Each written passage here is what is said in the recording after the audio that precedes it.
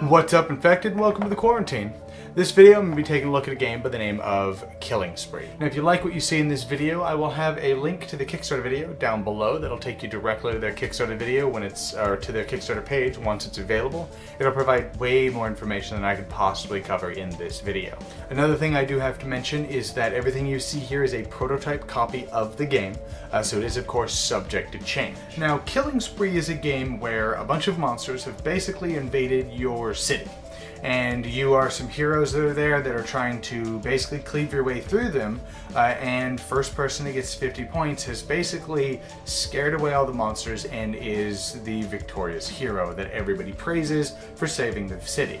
But at its core, it's actually a push your luck dice rolling game, where after you kill a monster, you get to decide, okay, well, what do I think my chances are to continue killing monsters on my turn? But after you've killed your first monster on your turn, you can step away and just accept the points, or you can push your luck and risk losing all of the points that you earned during your turn. So let's just head over to the overview and see how it works. Alright, now in a game of Killing Spree, you're going to set up the board pretty much as you see here. Everybody's going to have their little points marker up here, put the dice in the middle, and shuffle each of these cards. Each character is going to get one of the 4 characters. You're going to put the markers on the zeros. Now this side are bonus victory points that you're going to get for killing monsters at the end of your run.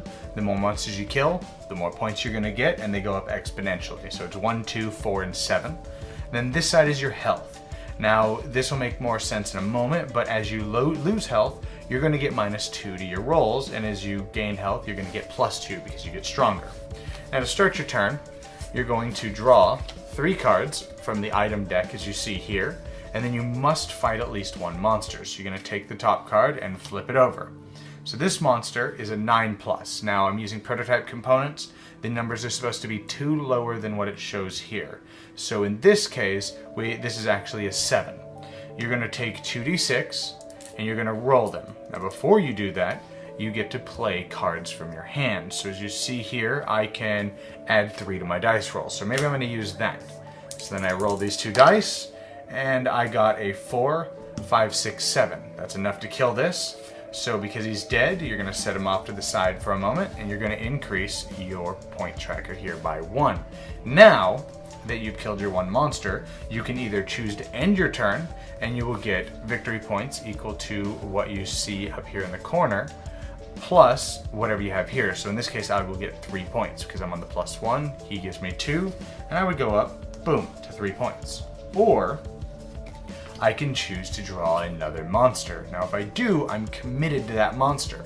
I still only have my 3 items here, so I have a kill a monster of your choice. So I'm going to go ahead and do it. I'll flip this over. It's a 5, which is at -2, that's a 3. So you know what? I'll go ahead and do it. Not a big deal. Roll this, blew him out of the water with a 7. I'm going to put him over here, raise this up again, and I'm going to go big. So I'm going to draw another one. So now I have a 9. So, okay, I'm going to go ahead and just kill a monster of my choice. This will go here into the discard pile. He's now dead, and I go up to a +4. So I've done pushing my luck. I don't really want to do it anymore. You can kill a total of 4 monsters on your turn, but I don't really want to chance anything else. So I get 3, 4, 5, 6, +4, so that's 10 points. So I'm going to jump all the way up to 10 points, and I end my turn. Then the next player does the same thing.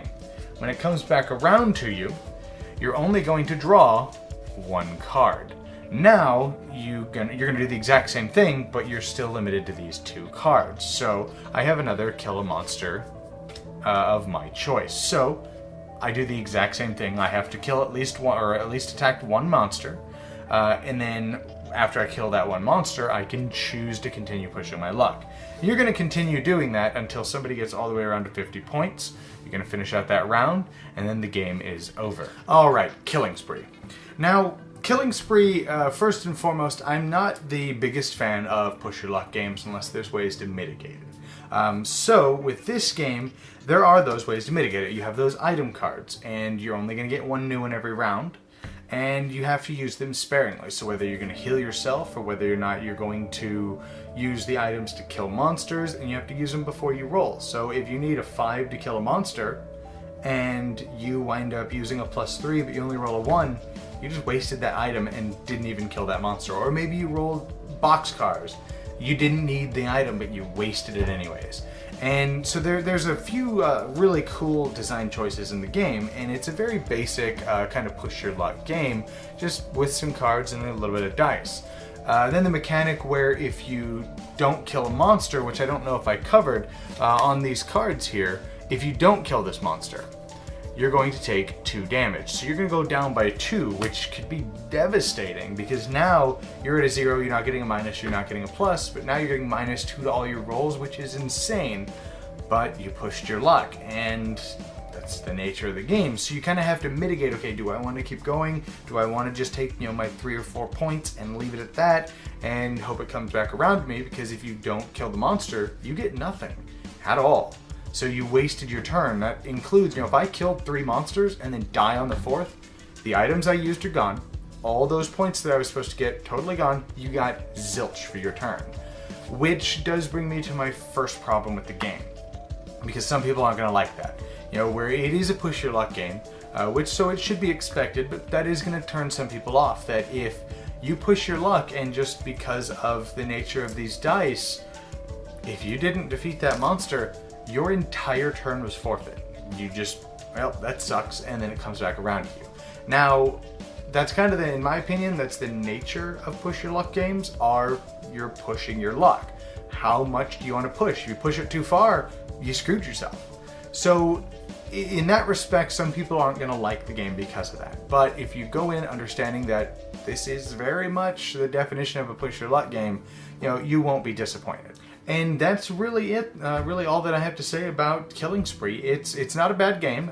There definitely has its flaws. As I mentioned, it has a lot of luck involved, but there is that mitigation involved and some meaningful decision making. Do you use this item now, or do you leave it to chance? Then the fact that some of the monsters feel a little too weak, some of them feel just insanely too strong. I've played several iterations of the game, and it is definitely getting better. So the current iteration seems to work really, really well. So I definitely recommend it for anybody who likes a good, light little push your luck game. It's gonna scratch that itch. It's very basic and very light, and can be a lot of fun, provided you go in knowing that there is a lot of luck involved, which kind of is the definition of a push your luck. Yeah, that's good math. Anyways, I hope you guys enjoyed this video, and I'll see you guys next time in the quarantine.